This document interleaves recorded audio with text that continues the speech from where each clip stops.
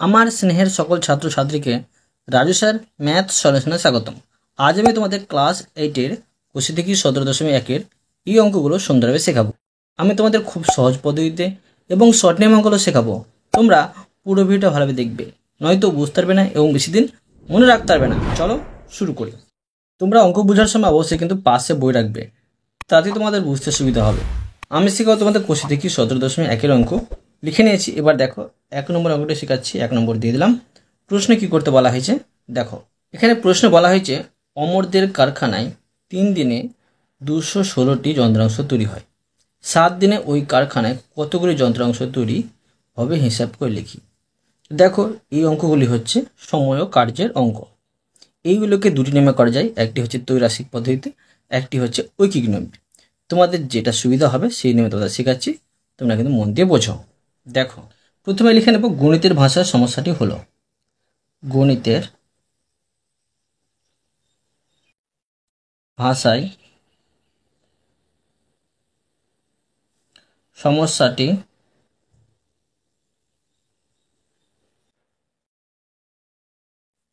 হলো। এখানে দেখো প্রশ্নে বের করতে বলা হয়েছে কতগুলি যন্ত্রাংশ তৈরি হবে। যন্ত্রাংশ সংখ্যা আমাকে বের করতে বলা হয়েছে। লিখে নেব যন্ত্রাংশ। যেটা বের করতে বলা হবে তোমরা কিন্তু ডান দিকে লিখবে যন্ত্রাংশ সংখ্যা।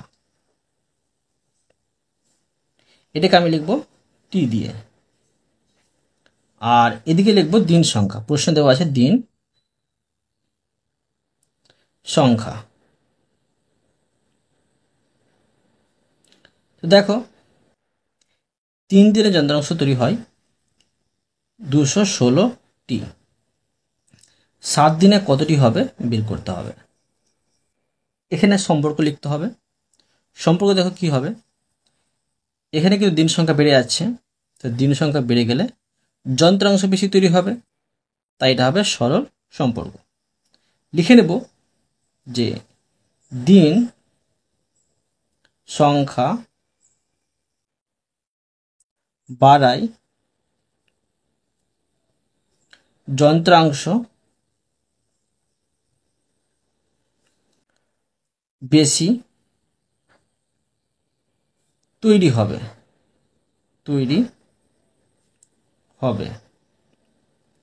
তাই দিন সংখ্যা ও যন্ত্রাংশ সংখ্যা সম্পর্ক কি হবে সরল সম্পর্ক। এবার দেখো এটা আমি ত্রৈরাশিক পদ্ধতিতে সাজিয়ে নেব। তো দেখো যন্ত্রাংশ সংখ্যা বের করতে হবে, তো লিখতে হবে অতএব নির্ণেয় যন্ত্রাংশ সংখ্যা, নির্ণেয় যন্ত্রাংশ সংখ্যা। দেখো আমরা কিভাবে এটাকে সাজাবো সরল অনুপাতে। তো দেখো সরল অনুপাত এটা, তো 3:, মানে 3 অনুপাত 7 বসাবো, সমানুপাত 216 বসাবো, 216 আর অনুপাত প্রশ্ন চিহ্ন। যদি এটা ব্যস্ত সম্পর্ক হতো তো তোমরা প্রথমে 7 বসাতে, তারপরে 3 বসাতে, তারপরে 216, তারপর প্রশ্ন চিহ্ন। অথবা তোমরা কি করতে যে 3 অনুপাত 7, এবার কিন্তু প্রশ্ন চিহ্ন আগে আর 216 পরে বসিয়ে নিতে। মানে ব্যস্ত সম্পর্কের ক্ষেত্রে কিন্তু এই দিকটা নয়তো ওই দিকটা উল্টে দিতে হবে। এটা সরল সম্পর্ক। আমি প্রথমে এটা বসালাম, তারপরে এটা বসালাম, তারপরে এটা, তারপরে এটা। বুঝতে পারলে? এবার দেখো এটা আমি সমাধান করে নিচ্ছি। তো দেখো আমরা কি জানি প্রথম পদ, দ্বিতীয় পদ, তৃতীয় পদ, চতুর্থ পদ। প্রথম পদ আর চতুর্থ পদ সমান দ্বিতীয় পদ তৃতীয় পদ হয়। তো প্রথম পদ 3 গুণিত চতুর্থ পদ প্রশ্ন চিহ্ন সমান দ্বিতীয় পদ আছে 7 আর তৃতীয় পদ আছে 216। বা এখানে দেখো এই প্রশ্ন চিহ্ন বসিয়ে নেব, আর এখানে হচ্ছে 7 গুণিত 216 আর 3টা এখানে গুণ হয়েছিল, ভাগ হয়ে চলে আসবে। এটা আমি কাটাকুটি করে নেব। তো দেখো, এটা দেখো কাটাটি যাচ্ছে, 3 দিয়ে ভাগ যাচ্ছে, 3 7 21 আর 3 2 6। কি পাচ্ছি? 72 পাচ্ছি। তো অতএব দেখো আমি এখানে বসিয়ে নিচ্ছি যে বা এই প্রশ্ন চিহ্ন সমান 7 2 14, 1 থাকে, আর 7 7 49 আর 1 50, মানে 504টি পাচ্ছি। নির্ণয় যন্ত্রাংশ সংখ্যা 504টি। এখন আমি লিখে নেব যেটা প্রশ্নে বের করতে বলা হয়েছে। লিখব যে প্রশ্নে বলা হয়েছে 7 দিনে ওই কারখানায়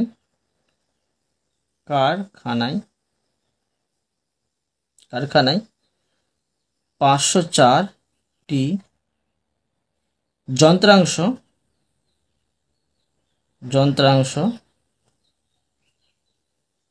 তৈরি হবে।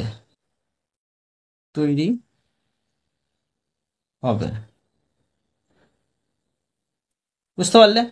এরপরে দেখো 2 নম্বর দিয়ে দিলাম আমি। দেখো প্রশ্নে কি করতে বলা হয়েছে।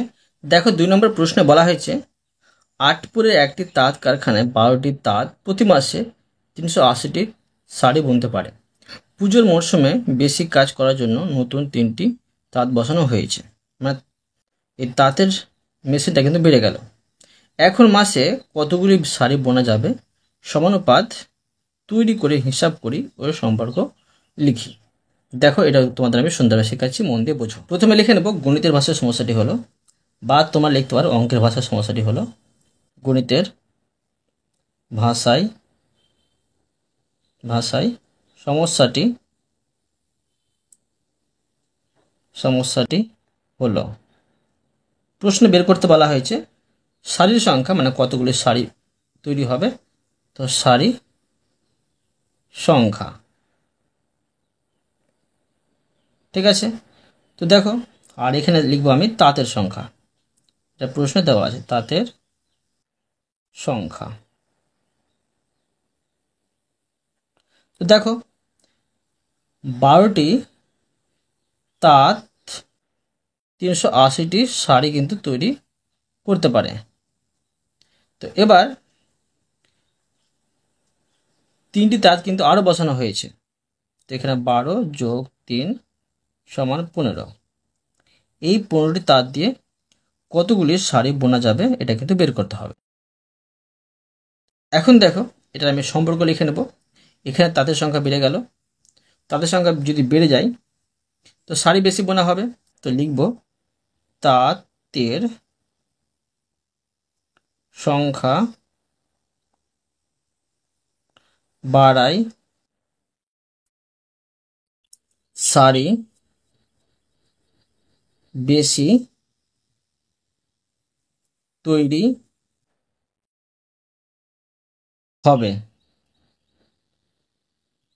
ঠিক আছে। তাই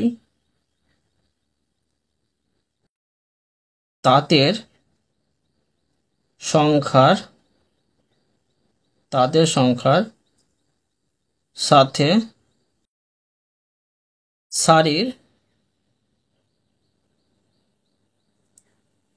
সংখ্যা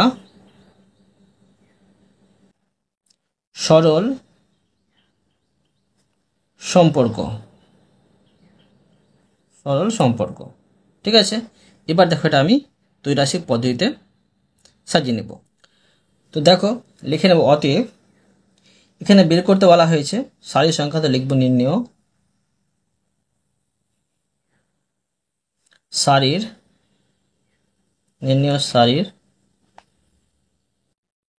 সংখ্যা। তো দেখো নির্ণয় শাড়ির সংখ্যা কি হবে, এখানে আমি বসিয়ে নেব, এটা সহজ সম্পর্ক। তো প্রথমে লিখব 12 অনুপাত 15 সমানুপাত 380 আর অনুপাত প্রশ্ন চিহ্ন। তো আমরা কি জানি, প্রথম পদ 12, চতুর্থ পদ প্রশ্ন চিহ্ন সমান দ্বিতীয় পদ 15 আর তৃতীয় পদ 380, বা এই প্রশ্ন চিহ্ন আনসারটা বের করব সমান 15 গুণিত 380 নিচে হবে 12। এখন দেখো এটা 3 দিয়ে যাবে ভাগ, এটা যাবে 3 দিয়ে ভাগ, 3 5 15 আর 3 4 12। ঠিক আছে, আবার দেখো এটা কিন্তু 4 দিয়ে ভাগ চলে যাবে, এটাকে 4 দিয়ে ভাগ করলে পাচ্ছি 95। এবার 95কে আমি 5 দিয়ে গুণ করে বসিয়ে নেব। 5 5 25, হাতে থাকে 2, 5 9 45 আর 2 হচ্ছে 47, মানে 475টি শাড়ি কিন্তু তৈরি হবে। এখন আমি লিখে নেব অতএব, যেটা প্রশ্নে বের করতে বলা হয়েছে, অতএব এখন মাসে, ঠিক আছে, এখন মাসে 475টি শাড়ি বোনা যাবে। বোঝা গেল? এরপরে দেখো নেক্সট প্রশ্ন 3 নম্বর। দেখো 3 নম্বর প্রশ্নে কি করতে বলা হয়েছে। দেখো প্রশ্ন বলা হয়েছে এখানে একটি কিন্তু সমস্যাটা তৈরি করে দেওয়া হয়েছে। এই সমস্যা দেখে দেখো বলা হয়েছে উপরের ছক দেখে গণিতের গল্প তৈরি করি ও সম্পর্ক তৈরি করে হিসাব করি। সময় দেওয়া আছে, সময় কিন্তু আর কমে যাচ্ছে, কাজের পরিমাণ দেওয়া আছে। তো দেখো এই সমস্যা দেখে একটা আমি গল্প তৈরি করে দেখাচ্ছি এবং সমাধান করে দেখাচ্ছি, তোমরা কিন্তু মন দিয়ে বোঝো। লিখে নেব গল্প। তো দেখো তোমাদের খুবই সহজভাবে গল্পটি লিখে দেখাচ্ছি। লিখব 25 দিনে এক দল শ্রমিক, ঠিক আছে, এর দৈর্ঘ্য দেওয়া আছে তো 45 মিটার রাস্তা, ঠিক আছে, রাস্তা তৈরি করতে পারে। এবার কিন্তু দেখো সময়টা কমে যাচ্ছে, তাহলে 15 দিনে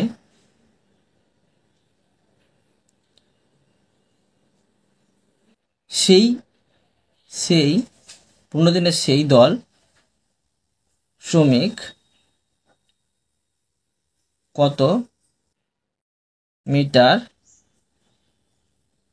দৈর্ঘ্যের রাস্তা তৈরি করতে পারবে। ঠিক আছে, এবার দেখো আমি বই দেখে সমস্যাটা লিখে নেব। তো লিখব সমাধান। প্রথমে লিখতে হবে গণিতের ভাষায় সমস্যাটি হলো।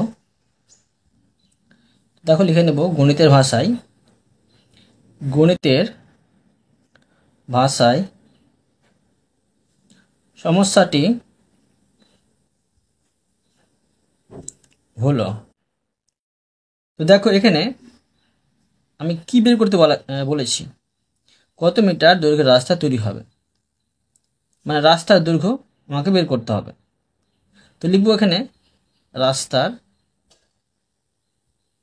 দৈর্ঘ্য, ঠিক আছে, এটা আমি লিখতে পারি মিটার হিসাবে। আর এদিকে লিখবো সময়, সময়টা হবে দিন। তো দেখো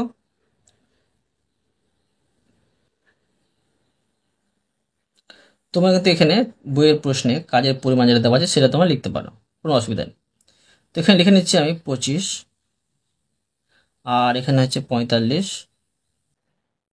এখানে 15, আর এখানে প্রশ্ন চিহ্ন। দেখো সময় এখানে কমে যাচ্ছে, সময় কমলে কি হবে, কাজের পরিমাণটাও কমবে। তো লিখব যে সময় কমলে কাজের পরিমাণ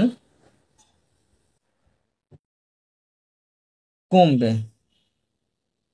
ঠিক আছে, তাই সময়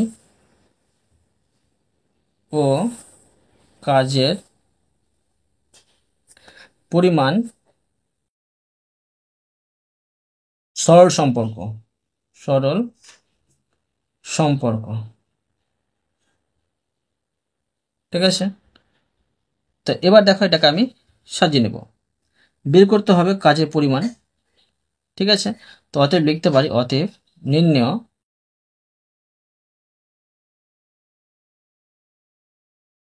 রাস্তার দৈর্ঘ্যটা লিখতে পারি, নির্ণেয় রাস্তার দৈর্ঘ্য, রাস্তার দৈর্ঘ্য, এটা আমাকে বের করতে হবে।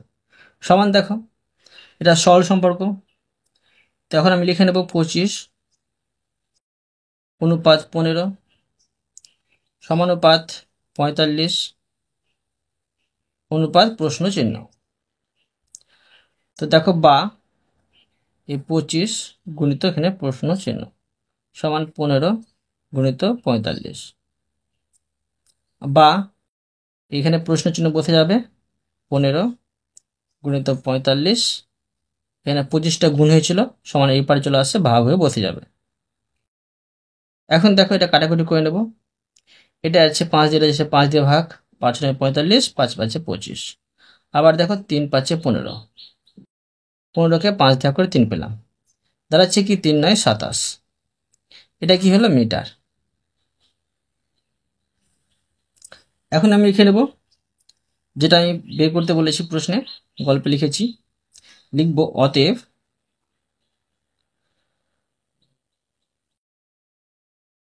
অতএব 15 দিনে 15 দিনে সেই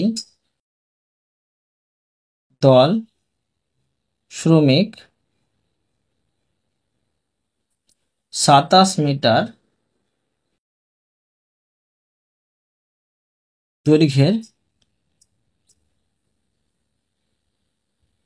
দৈর্ঘ্যের রাস্তা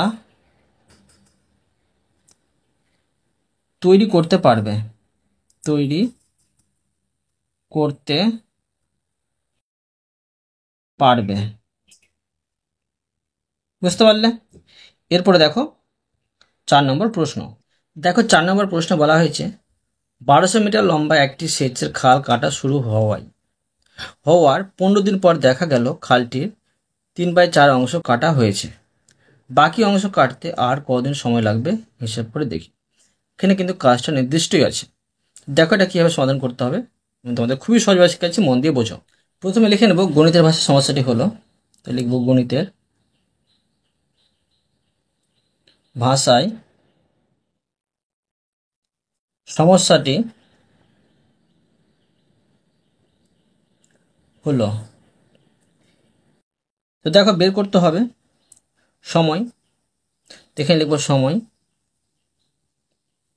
আর এখানে লিখব দিন।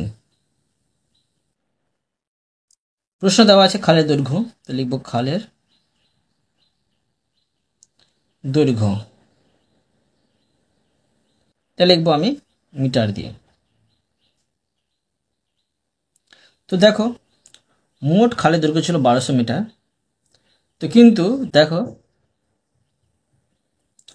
15 দিনে, ঠিক আছে, 15 দিনে এই 1200 মিটার খালের কিন্তু 3/4 অংশ কাজ হয়েছে। শোন কত অংশ কাজ হয়েছে দেখো, মানে কতটা দৈর্ঘ্য কাজ হয়েছে। এটা দেখো আমি কাটাকাটি করে নিচ্ছি, 3 4 12 আর 2টি 0, মানে 900 মিটার। 900 মিটার কাজ হয়েছে 15 দিনে। বাকি অংশ বাকি মিটার, ঠিক আছে কিনা, বাকি খালের অংশটুকু কাজ করতে কত সময় লাগবে সেটা কিন্তু বের করতে হবে। তো মোট খালের দৈর্ঘ্য ছিল 1200, এখান থেকে 15 দিন 900 মিটার কাজ হয়ে গেছে, বাকি থাকছে এখানে 300। এই 300 মিটার কাজ করতে কতদিন সময় লাগবে। তো এখানে দেখো আমি এর সম্পর্কটা লিখে নেব। এখানে খালের দৈর্ঘ্য পরিমাণটা কমে গেল, তাই কি হবে, সময়টা কম লাগবে। তো এখানে লিখতে পারি আমি যে খালের দৈর্ঘ্য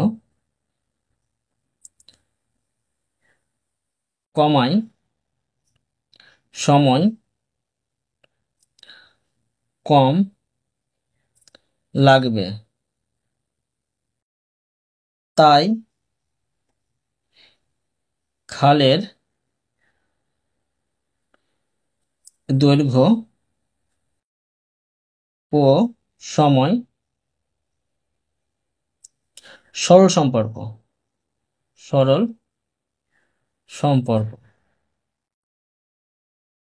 এখন দেখো এটাকে আমি ত্রৈরাশিক পদ্ধতিতে সমাধান করে নেব।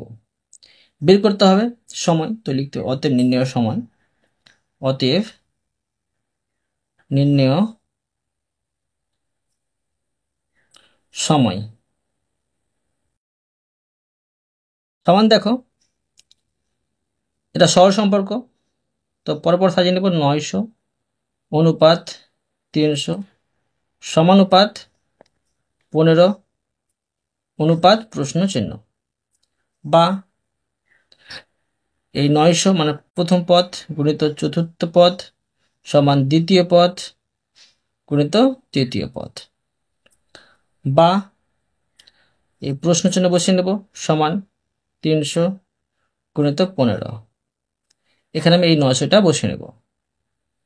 ঠিক আছে, এখন আমি দেখো এটা কেটে নেব, কত পাচ্ছি 3 পাচ্ছি, 900কে 300 দিয়ে ভাগ করে। এবার দেখো 3 পাচ্ছে 15, 5 পেলাম, সমান দাঁড়াচ্ছে 5 দিন। অতএব লিখে নেব যেটা প্রশ্ন বের করতে বলা হয়েছে, অতএব খালের বাকি অংশ কাটতে আর 5 দিন সময় লাগবে।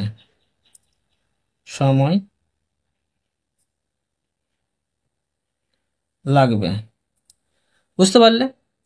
এরপরে দেখো 5 নম্বর প্রশ্ন, 5 নম্বর দিয়ে দিলাম।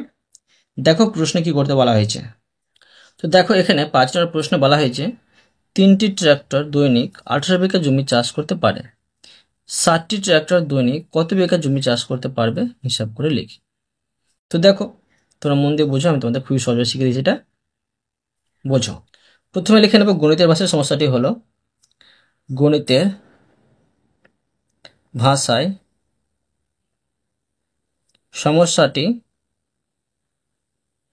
সমস্যাটি হলো। তো এখানে বের করতে হবে দেখো জমির পরিমাণ, ঠিক আছে, বা লিখতে পারি জমি, এখানে লিখতে পারি বিঘা, আর এখানে লিখবো ট্রাক্টর সংখ্যা, তো লিখবো ট্রাক্টর সংখ্যা,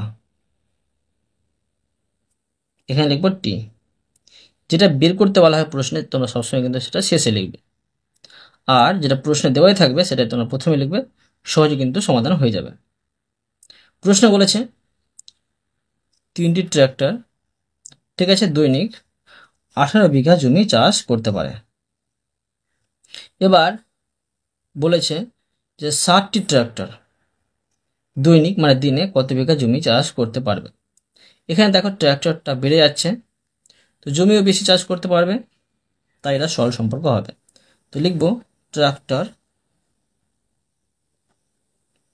সংখ্যা বাড়লে জমি বেশি চাষ